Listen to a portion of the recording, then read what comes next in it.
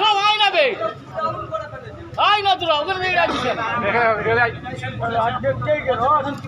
পঞ্চায়েতে গেছিলাম, পঞ্চায়েতের প্রধান নাই, সেক্রেটারি এনএস সাহেব বললেন যে প্রধানকে ফোন করা হয়েছিল, প্রধান নাকি বলছেন পরে ডেট জানানো হবে। উনি অসুস্থর কারণ দেখিয়ে তিনি এখানে আসার বাহানা করছে, কিন্তু এরকম ভাবে বাহানা করে আমরা ছেড়ে দেবার লোক নয়। আজকে আমরা এখানে বলে গেলাম আমরা ফের লিখিত আকারে আমরা ডেট নেব, উনি আপনার ডেট দিতে পারেনি বলে আমরা এখন থেকে চলে যাচ্ছি, কিন্তু আগামী দিনে আমাদের রেগুলার আন্দোলন চলবে। পঞ্চায়েত বন্ধ হয়ে যাবে।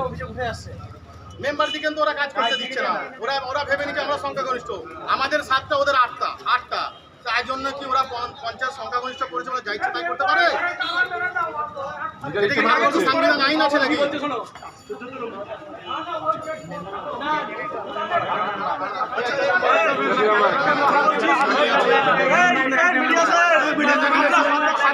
প্রমাণ দিচ্ছি, এখানে বিজেপির পতাকার বান্ডিল রাখা আছে, বিজেপির